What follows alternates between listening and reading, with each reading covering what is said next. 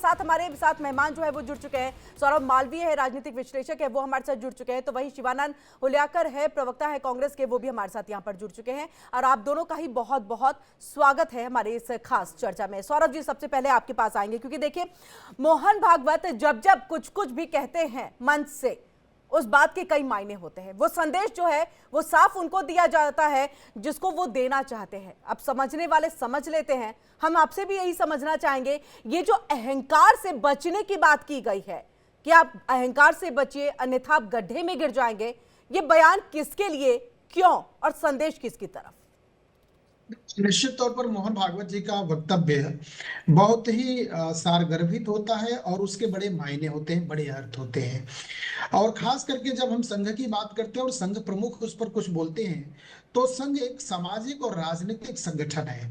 तो राजनीति के क्षेत्र में तो सक्रिय नहीं है संघ, लेकिन समाज के जीवन में यानी सांस्कृतिक क्षेत्रों में बहुत सक्रिय है। तो भारत पुरातन देश है, सनातन देश है, और भारत कभी विश्व गुरु रहा है, सोने की चिड़िया रहा है, संपन्न रहा है। आज वह भारत फिर से एक नए भारत के रूप में विश्व पटल पर एक अपनी धाक, अपनी पहचान बनाने में काफी आगे बढ़ रहा है। और लगातार बीजेपी यानी संघ समर्थित संगठन लगातार सत्ता में होने के कारण और देश भर के अनेक राज्यों में होने के कारण, यानी कुल मिला के जब हम ये देखें कि 1925 में संघ की शुरुआत हुई, तो और बाद में भारतीय जनता पार्टी की स्थापना 1980 में होती है। तो 80 से लेके 24 तक आना और 1925 में स्थापित होकर 100 वर्ष में संघ को जाना, ये संघ का इतना बड़ा विस्तार होने का मतलब ही होता है कि कहीं ना कहीं जो जुड़े हुए लोग हैं वो हर क्षेत्रों में बढ़ रहे हैं, दिख रहे हैं, संपन्न हो रहे हैं। तो कंट्रोल भी लाना और पूरे समाज को एक करके आगे बढ़ने की बात, यानी कुल मिला के उनका संकेत वर्तमान नहीं सरकार सौरभ जी, पर यही भी तो है। हम समझना चाह रहे हैं, कंट्रोल में लाना। जो आपने ये यहाँ पर बात कही, किसको कंट्रोल में लाने की बात जो है अपने बयान के जरिए, अपनी इस बात के जरिए जो है मोहन भागवत कर रहे हैं, क्या समझा जाए, मायने क्या हाँ, निकाले जाए?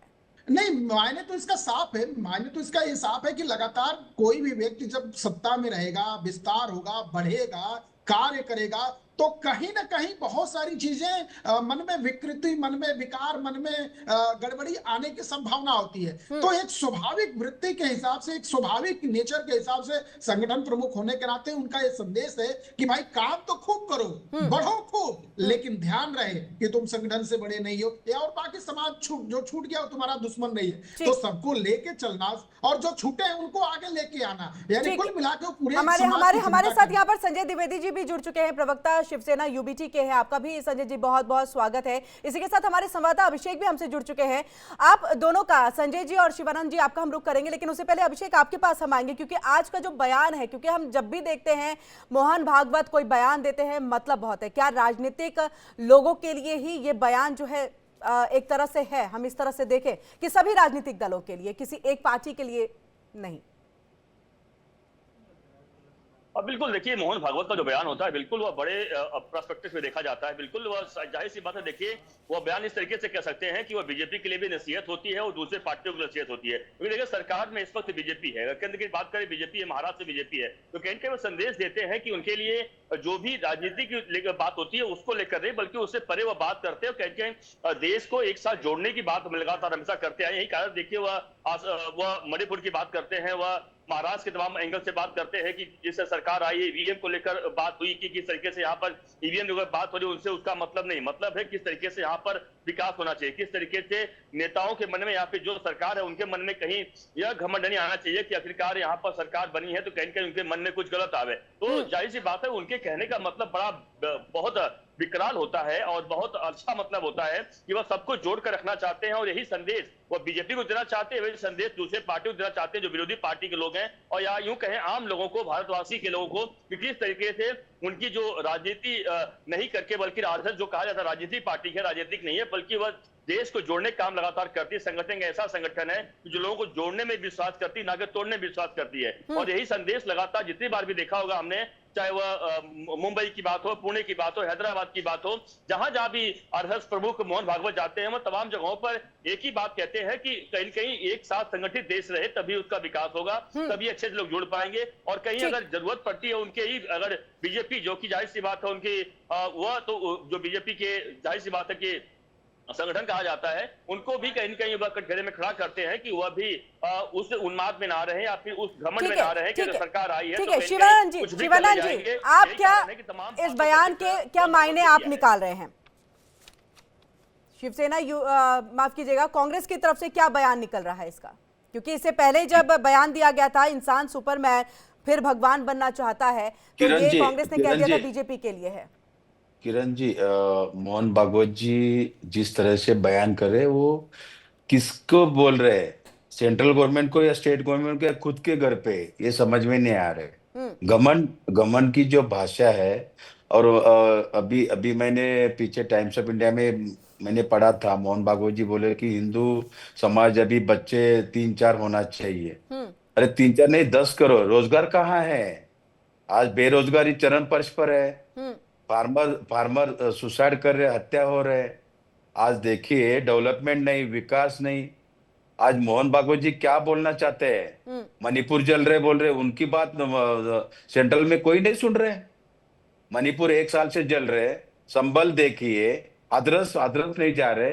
बस मोहन भागवत जी के जब इलेक्शन के टाइम देश के पंतप्रधान नरेंद्र मोदी जी, मोहन भागवत जी के साथ मीटिंग हुआ था नागपुर में, तो मोहन भागवत जी की बात नरेंद्र मोदी जी, अमित शाह जी नहीं सुन रहे हैं, राजनाथ सिंह नहीं सुन रहे हैं। ऐसा नहीं हो सकता है। ये बोलने का अलग है और इसका विचार अलग है। इनको एक ही जाति जाति में झगड़ा करना, डेवलपमेंट नहीं, विकास नहीं, आरएसएस की नीति है। कुछ भी नहीं, बोलने का एक और दिखाने का एक। इनका दिशाहीन करने का इनका ये है। इन्होंने बोलते हैं कि हर मस्जिद के नीचे शिवलिंग ढूंढना है क्या? ये अलर्ट करता है सेंट्रल को। नहीं, मोहन भागवत की तरफ से तो इसको लेकर बयान भी आया था कि हर जगह क्यों मंदिर, मस्जिद के नीचे में मंदिर खोजना। नहीं, किरण जी, ये आया है मोहन भागवत, नहीं किरण जी, मोहन भागवत जी ये बोलते हैं, लेकिन सुप्रीम कोर्ट में इन्होंने नया एक चंद्रचूड़ साहब ने नया एक सिस्टम ओपन कर दिया। जाते जाते उन्होंने सबको काम पे लगा दिया। मस्जिद खोदो, मस्जिद के नीचे मंदिर है कि देखो, सर्वे होना चाहिए, उसका रिपोर्ट होना चाहिए। अरे डेवलपमेंट की बात कहाँ हुआ है? आज भी सुप्रीम कोर्ट हो, हाई कोर्ट हो, छोटे छोटे न्यायालय हो, वहां के भी जज लोग डरे हुए हैं, धमकाते हैं लोग। आज भी एक महाराष्ट्र सुप्रीम में कोर्ट की तरफ से अभी सर्वे पे रोक लगा दिया गया संभल को लेकर के, उसे कैसे देख रहे हैं सर? फिर आप नहीं, जज डरे हुए हैं, न्यायालय के लोग डरे हुए, कैसे? ये तो उनके पक्ष में ही आया ना।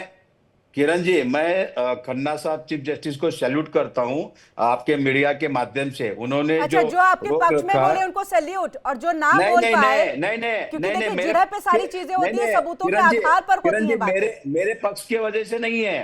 हिंदू मुस्लिम कटेंगे तो पटेंगे, कहे तो सेफ है। इनका जो नीति चल रहा है उस पे वो रोकना चाहते हैं। वो तो किसी भी लफड़े में नहीं पड़ना चाहते हैं। उसका मतलब यही है। आने वाले में क्या होता है ये पता नहीं है। आज देखिए, जो सुप्रीम कोर्ट में हो या हाई कोर्ट में, हाई कोर्ट का एक महाराष्ट्र में एक जज था, जस्टिस लोया, आज तक उसका इंक्वायरी नहीं हुआ।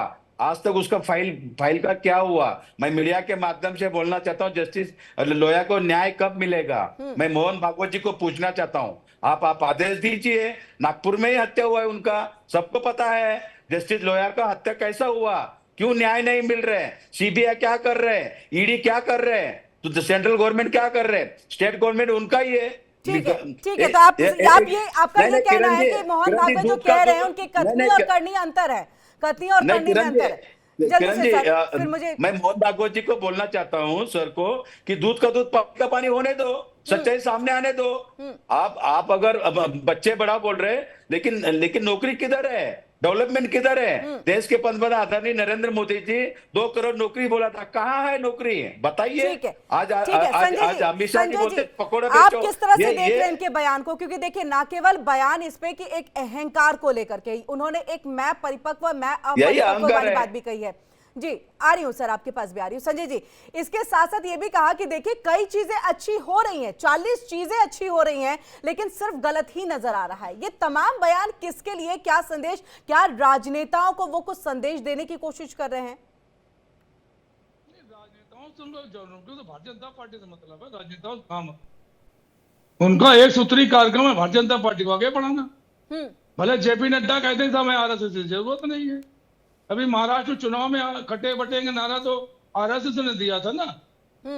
और तानाशाही अहंकार अहम की बात तो विपक्ष पिछले 11 साल से कर रहा है। तब कहां थे मोहन भागवत जी? अब इनको दिखाई पड़ने लगा है साहब कि ऐसा ना हो कि इस चक्कर में बीजेपी खत्म हो जाए, भी आने वाले दिनों में लोग समझ जाएं। क्योंकि आज महंगाई बेरोजगारी इतनी ज्यादा बढ़ रही है, उस पर क्यों नहीं बोलते हैं? सामाजिक संगठन है, बोलना चाहिए। लेकिन जो अहंकार वाली बात है, इसको भारतीय जनता पार्टी के नेताओं को, माननीय मोदी जी को, गृह मंत्री जी को, इनको देना चाहिए ना, जिन्होंने चुनाव कब्जा कर लिया है, ईडी कब्जा कर ली है और सीबीआई कब्जा कर ली है। एक चैनल के संपादक के ऊपर, मालिक के ऊपर सीबीआई ईडी लगती है। जब चैनल दूसरे के नाम, जब व्यापारी के नाम चला जाता है तो वो सीबीआई ईडी कहती साहब इनके हमें कैसे कुछ मिला ही नहीं इनके ऊपर, इसलिए हम केस वापस ले रहे हैं। या शराब कांड में तानाशाही थी, हेमंत सोरेन को गिरफ्तार किया, तानाशाही थी। या महाराष्ट्र सरकार गिराई, तानाशाही थी। एनसीपी गिराई, अच्छा, तो आप ये कह रहे हैं ये संदेश जो है वो बीजेपी के लिए है, ये संदेश बीजेपी के लिए है। अब तब क्यों नहीं पहुंचा जब सरकार गिरा रहे थे? तो जब सरकारें गिरा रहे थे तो माननीय मोहन भागवत जी को ध्यान रखना चाहिए था ना। क्या ये परंपरा है? अटल बिहारी वाजपेयी जिसको बनाया संगठन को, एक सांसद के पीछे उन्होंने अपनी सरकार नहीं बनाई, बाहर बैठे 5 साल वो, और यहाँ सरकारें तोड़ी जा रही है। तो मोहन भागवत जी को बहुत ज्यादा दिन बाद ही बात कही। उनको पहले बात करनी चाहिए थी जब सरकारें गिराई जा रही थी। जब महाराष्ट्र में चुनाव वो लड़वाने आए थे तब उनको बात सोचना चाहिए था कि इस अहंकारी व्यक्ति के साथ हम दें कि ना दें।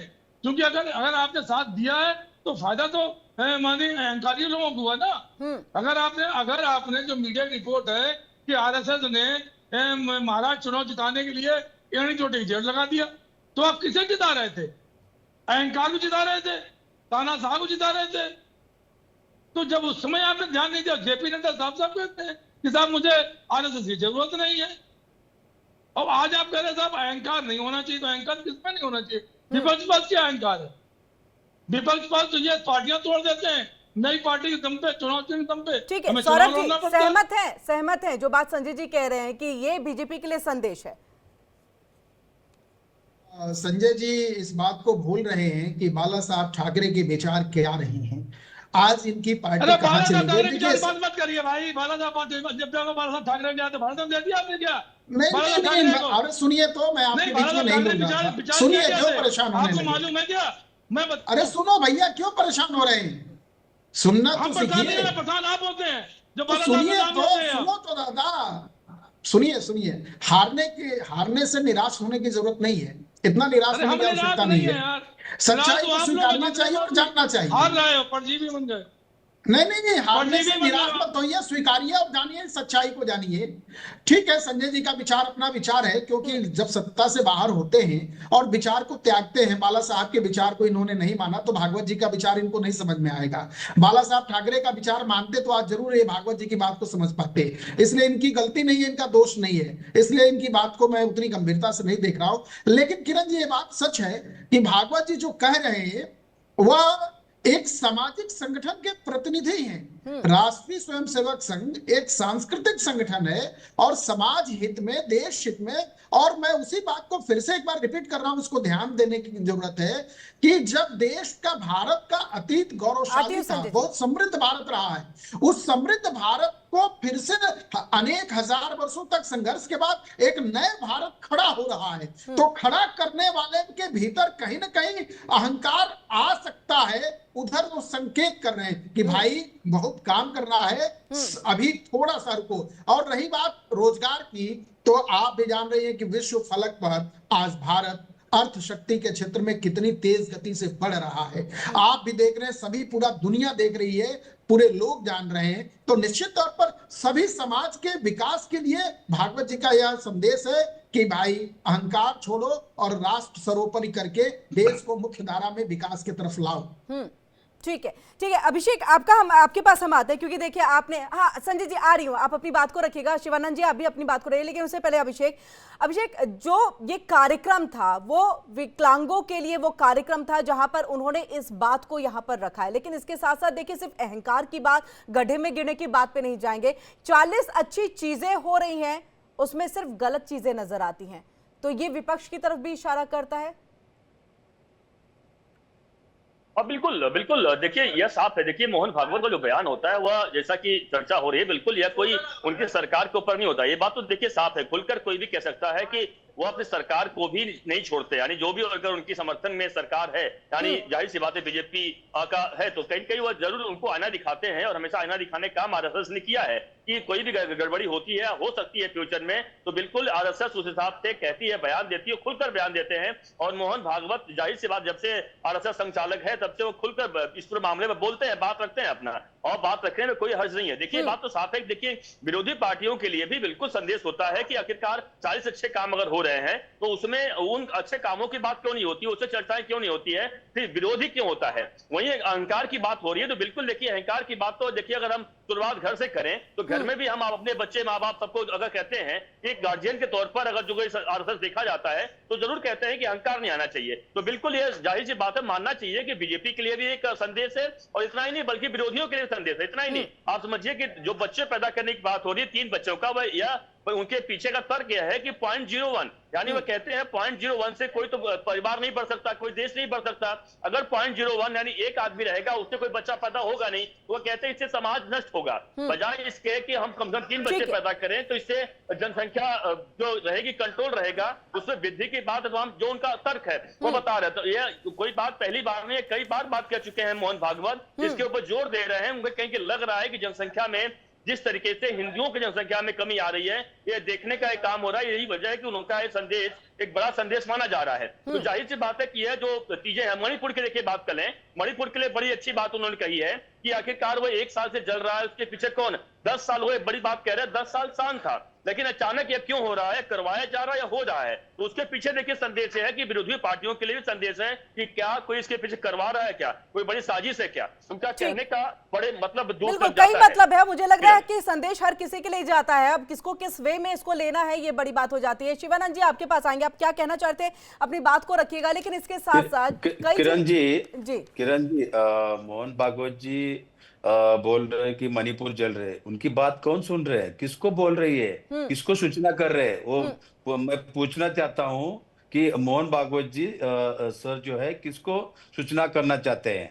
दूसरी बात, इतना अदानी को पूरा इंडिया में काम दे रहे, तभी मोहन भागवत जी कुछ नहीं बोल रहे हैं। आज हाथरस में हाथरस देखिए, संभल में हिंदू मुस्लिम हो रहे उधर, वो वहां से कुछ नहीं बोल रहे। मणिपुर जल रहे 1 साल से, मोहन भागवत जी के सेंट्रल में कोई नहीं सुन रहे। ऐसा नहीं हो सकता है। तो सर सरकार को मोहन भागवत तो हैंडल नहीं करेंगे ना सर, सरकार को मोहन भागवत तो हैंडल नहीं करेंगे ना। देखिए किरण जी, आरएसएस बोले तो बीजेपी बोले तो आरएसएस। सर देखिए ये समझने वाली बात अलग है, लेकिन आप आधिकारिक तौर पर तो नहीं कह सकते ना कि आपको ये काम करना है, आधिकारिक तौर पर तो नहीं कह सकते ना। देखिए आज तक सूचना क्यों नहीं दिया आदरणीय मोहन भागवत जी को, मैं पूछना चाहता हूं। उन्होंने आज मणिपुर जल रहे 1 साल से जल रहे, फिर ये सूचना किसको देना चाहते हैं, ये किसको बोलना चाहता है। दूसरी बात, बांग्लादेश में हिंदू और सेक्युलर पे वहां पे अत्याचार हो रहे हैं, उस बारे में नरेंद्र मोदी साहब और अमित शाह जी या राजनाथ सिंह जी कुछ नहीं बोल रहे हैं, विदेश मंत्री जी कुछ नहीं बोल रहे हैं, क्योंकि जहां फायदा है उनका तो वोट इनको नहीं चाहिए, मुद्दा चाहिए। हिंदू उधर मरना चाहिए, हिंदू के ऊपर अत्याचार होना चाहिए, वही मुद्दा इंडिया में, भारत में, हिंदुस्तान में उठा के उसका भांडोल करने का। अभी संविधान देखिए, संविधान सिर पे लगा के संविधान का ही ये लोग क्या कर रहे हैं बताइए। पार्लियामेंट हाउस में आके संविधान के दिन झूठ पे झूठ आदरणीय देश के पंतप्रधान बोल रहे। सेम मोहन भागवत जी वही बोल रहे, 3 बच्चे होना चाहिए। 3 ने 10 करो भाई, रोजगार कहाँ है, उद्योग धंधे कहाँ है, बेकारी चरण पर है किरण जी, डेवलपमेंट नहीं, विकास नहीं। क्या मोहन भागवत जी बोल रहे हैं, क्या आरएसएस बोल रहे हैं। आज भी आरएसएस में एक भी महिला आरएसएस। सौरभ जी जल्दी से अपनी बात को रखिए, उसके बाद में शिवानंद जी का, संजय जी का रुख करूंगी। शिवानंद जी जल्दी से अपनी बात को रखिए। किरण जी एक बात बोलता हूँ, आरएसएस में एक भी महिला प्रमुख नहीं है। आज भी महिला आरएसएस में नहीं है। आज भी आरएसएस के कार्यालय के ऊपर तिरंगा ध्वज नहीं है। आज भी आरएसएस करना क्या चाहते हैं। अगर आरएसएस के आदेश बिना उद्धव ठाकरे जी को तोड़ा गया, उन्होंने क्या किया बताइए। आपकी भाई शिवानंद जी, आप तो अधिकारिक प्रवक्ता हैं। मालवीय जी, आप बोलते समय मैंने कुछ नहीं बोला है, मैंने तो गलत मैंने तथ्य कुछ दे नहीं रहे हैं बोला ना, है। गलत तथ्य दे रहे हैं अरे ना, मालवीय जी, गलत मालवीय जानकारी जी दे रहे हैं देखिए, ना। नहीं मोहन गलत मोहन जानकारी भागवत मत जी दीजिए कौन ना, सा, आप नेशनल टीवी पर बैठ नहीं के नहीं गलत जानकारी नहीं देंगे नहीं तो ये तो मोहन बिल्कुल भागवत ही जी, ठीक मोहन बात भागवत नहीं जी है ना। कौन सा आदेश दे रहे हैं? बेकारी नहीं बढ़ नहीं, रहे हैं? अरे तो गलत जानकारी, आप फार्मर आरएसएस सुसाइड के नहीं कर महिला रहे, विंग के कभी बारे में कभी नहीं मोहन जानते, भागवत जी राष्ट्रीय फार्मर सेविका के ऊपर, समिति है बेरोजगार आरएसएस के की, ऊपर कभी बात देश नहीं की किया। सबसे बड़ी आप महिलाओं के बच्चे लिए बड़ा काम बोल करने रहे वाली हैं, संगठन है। डेवलपमेंट नहीं, विकास नहीं, आप ही बताइए। नहीं, और जो तिरंगा झंडा आपने देखा कभी, जानते हैं आप उसके बारे में? हाँ हाँ जानता हूँ, एक बार भी नहीं है उधर तिरंगा झंडा, क्या आप जिस बात कर दल रहे में हैं? हैं वो दल ही भारतीय नहीं है, आप जिस दल के प्रवक्ता हैं वो अच्छा दल ही विदेशी मालवीय है। जी, मालवीय जी इसलिए उसके बारे में नहीं, देखिए, खैर व्यक्तिगत बात आप नहीं है, चलिए आगे बताइए, वैचारिक मालवीय जी मामला है। मोहन भागवत के ऊपर है, आपके बारे में मेरे बारे में बैठा है तो हम अलग डिबेट ले लेंगे, लेकिन मोहन नहीं, भागवत ठीक जी की बात है, बात कर ठीक रहा है, हूँ। लेकिन अगर जानकारी अगर मोहन जानकारी आप भागवत जी ने, नेशनल चैनल पर नहीं बैठ के नहीं आधिकारिक प्रवक्ता हैं नहीं तो थोड़ा मालवीय होमवर्क जी, करके बताया करिए, बोला करिए। देखिए मालवीय जी, आज मोहन भागवत जी बोल रहे बच्चे बढ़ा दो, रोजगार है बताइए। आज महाराष्ट्र के उद्धव धंधे सब गुजरात चले गए, क्या डेवलपमेंट हुआ बताइए? ईवीएम पे सब अटैक इस करके देश बैठे। के प्रथम आज सीबीआई प्रधानमंत्री कौन थे, इनकम टैक्स किस दल मिसयूज के किया। थे? इस देश के सीबीआई प्रथम मिसयूज नहीं प्रधानमंत्री हुआ, कौन थे, किस कितने दल के लोगों थे? को इंदिरा गांधी कौन देखिए, थी, राजीव गांधी कौन थे? कितने देखिए वर्ष मोहन शासन भागवत किए? जी को मैं बोलना रोजगार चाहता देने का हूँ, जिम्मेदारी किसकी थी? नरेंद्र मोदी जी रोजगार देने की जिम्मेदारी बोलते किसकी एक है जो थी? शेप है 60 वर्षों तक परिवार इसमें में सत्ता नरेंद्र को मोदी, लेके अमित शाह जी, घूमते रहे, माधवी खेलते रहे। बुच, देश की सारी सड़कों का अजय नाम क्या डोभाल, है, किसका मोहन नाम है? भागवत, ये सब है। देश के क्या सारे बात कर रहे संसाधनों पर हैं? ठीक है किसका संजय अधिकार जी, है? वक्त की कमी है कैसी संजय बातें जी, करते हैं वक्त की कमी है। डेवलपमेंट नहीं संजय जी, बताइए मालवीय साहब। नहीं, कैसी बातें करते हैं? क्या किया है 60 वर्षों देखिए तक कांग्रेस ने? नहीं 60 नहीं, वर्षों 10 साल तक इस आगे देश में क्या बीजेपी ने किया? क्या, 10 साल सत्यपाल के क्या आप काम जिस किया मोहल्ले में बताइए? 10 रहते काम हैं उस मोहल्ले कौन में सा काम किया? 10 काम वहाँ बताइए। के भी बीजेपी चिकित्सालय ने का नाम इंदिरा सिर्फ गांधी है। फोटो खींचना, सिर्फ इंदिरा अपना गांधी, दुकान नेहरू चलाना, गांधी से बाहर दूसरा काम निकलिए, क्या देश किया? को ठीक है विकास करने संजय, दिखेगा। ठीक है ठीक है, वाइंड अप का समय हो रहा है, वाइंड अप का समय हो रहा है। लास्ट कमेंट मैं चाहूंगी कि संजय जी आप इस चर्चा को लेकर के। हिंदुस्तान पाकिस्तान यही करो, डेवलपमेंट की विकास की बात नहीं है। ठीक है शिवानंद जी, संजय जी को हाँ। आरएसएस को भी दो मुखौटे नहीं रखना चाहिए, क्योंकि उनकी अगर वो जिताते हैं तो उनकी पकड़ पूरी भारतीय जनता पार्टी के ऊपर है। अगर नहीं है, अगर वो मणिपुर का काम नहीं कर सकते हैं, अहंकार वाले नेताओं को हटा नहीं सकते हैं, तो आरएसएस उनको क्यों समर्थन करती है? आरएसएस समर्थन क्यों करती है? ठीक है, ये कहते हैं ना भारतीय जनता पार्टी प्रवक्ता का या किसी का कि साहब मोहन भागवत तो सामाजिक संगठन है, उसका कोई मतलब नहीं है, तो भाई तो क्यों आप आते हैं भाई? भारतीय जनता पार्टी से क्यों आ रहे हैं? मैं तो 25 साल संघ में रहा हूँ ना, आरएसएस के, भारतीय जनता पार्टी के, कि चिट्ठी लिख देते थे कि इस विधायक को, इस सांसद को टिकट देनी है आरएसएस वाले, तो उनको टिकट मिल जाती थी। आज इनका कद कम हो गया है, कद कम हो गया है। सर टिकट तो किसी को भी मिल सकता है ना, पार्टी जिसको चाहे उसको टिकट दे सकती है, पार्टी जिसको चाहे उसको टिकट दे सकती है। अब उसके पीछे वो आरएसएस को ये मैटर नहीं करता। ठीक है अब वक्त की कमी है, वाइंड अप का समय हो रहा है।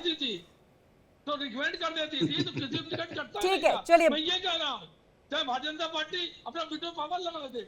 आप सभी का बहुत बहुत शुक्रिया हमारे साथ इस चर्चा में जुड़ने के लिए, आप सभी का बहुत बहुत शुक्रिया।